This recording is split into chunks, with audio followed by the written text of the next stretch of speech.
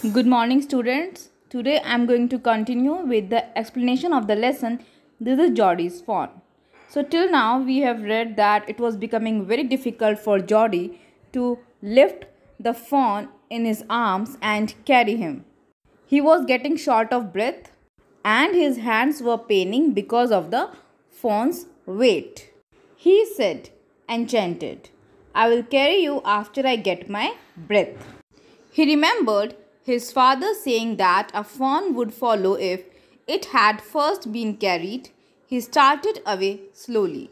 The fawn stared after him. He came back to it and stroked it and walked away again. So, students, as you know, it was becoming very difficult Geordie to walk with the fawn in his hands.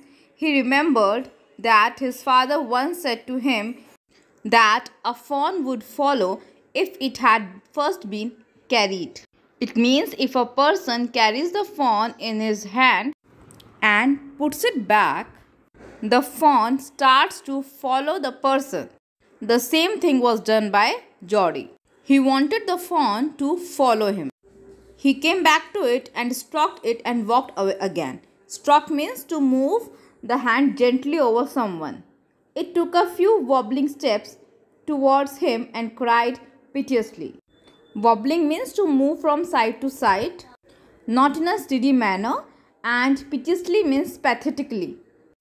In a pathetic way, in a way deserving pity.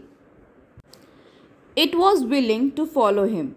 It belonged to him. It was his own. He was light-headed with his joy. He wanted to fondle it. So now, students, the fawn was willing to follow Geordie and Geordie was very happy. He wanted to fondle it. Fondle means to touch somebody in a loving way and romp with it, to call to it to come to him. He dared not alarm it. He picked it up and carried it in front of him over his two arms.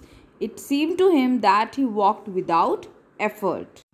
Romp means to play in a happy and lively way. So, Geordie wanted to play with the fawn, to call him to come to him. He picked it up and carried it in front of him over his two arms, and this time he was very happy. His arms began to ache and he was forced to stop again. When he walked on, the fawn followed him at once. He allowed it to walk a little distance, then picked it up again. The distance home was nothing. So now, students, again the arms of Geordie began to ache and it was becoming difficult for him. So he put it down and this time the fawn started to follow Geordie itself. Now the distance home was nothing. He could have walked all day and into the night carrying it and watching it follow. He was wet with sweat, but a light breeze blew through the June morning, cooling him. The sky was as clear as spring water in a blue china cup. He came to the clearing. It was fresh and green after the night's rain. He fumbled with the latch and was finally obliged to set down the fawn to manage it. So, students, now Geordie was wet with sweat, but a light breeze was blowing through in the June morning and it was cooling him. It was giving a cooling effect. The sky was clear as spring water, okay, in a blue china cup. The clearing was fresh and green after the night's rain. It had rained in the night. Now he reached his home and he fumbled with the latch, means he moved the latch of the door in a very nervous manner. His hands were shaking and he finally obliged to set down the fawn to manage it. It means he put it down. Then he had an idea. He would walk into the house, into Penny's bedroom with the fawn walking behind him. But at the steps, the fawn balked and refused to climb them. He picked it up and went to his father.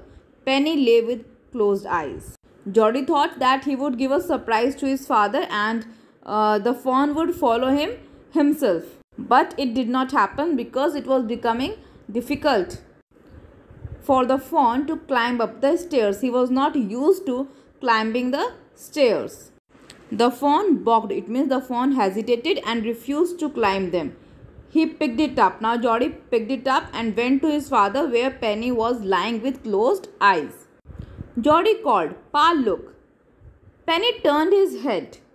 Geordie stood beside him, the fawn clutched hard against him. It seemed to Penny that the boy's eyes were as bright as the fawn's. He said, "I'm glad you found him."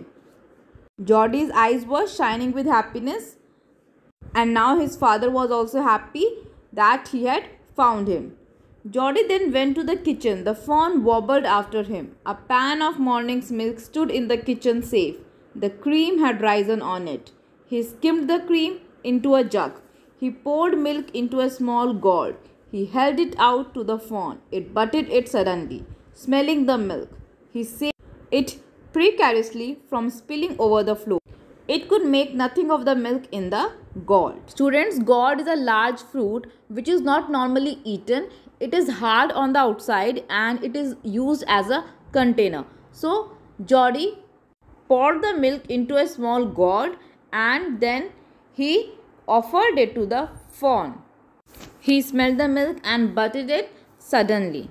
He dipped his fingers in the milk and thrust them into the fawn's soft wet mouth. It sucked greedily. When he withdrew them, it bleated frantically and butted him. He dipped his fingers again, and as the fawn sucked, he lowered them slowly into the milk. So Geordie dipped his fingers in the milk and he thrust his fingers into the fawn's soft wet mouth. And the fawn sucked the milk greedily because he was hungry. When he withdrew his hands, the fawn made noise. He wanted to have more of it. So Geordie dipped his fingers again, and as the fawn sucked, he lowered them slowly into the milk. The fawn blew and sucked and snorted. It stamped its small hoofs impatiently. Snorted means to make noise by blowing air noisily. It stamped its small hoofs impatiently. Stamp means to put something down, making a noise. Hoofs means the feet. So the fawn put his feet on the ground very impatiently. As long as he held his fingers below the level of the milk, the fawn was content. It closed its eyes dreamily. It was ecstasy to feel its tongue against his hand. Ecstasy means happiness. It was happiness to feel its tongue against his hand. Its small tail flicked back and forth. The last of the milk vanished in a swirl of foam and gurgling. It means the milk was finished. So there was foam around the mouth of the fawn. Gurgling also means to flow in an irregular way. Means the milk was all over his mouth. So students, this was the lesson. This is Geordie's fawn. If you have any doubt, then you can ask. Thank you.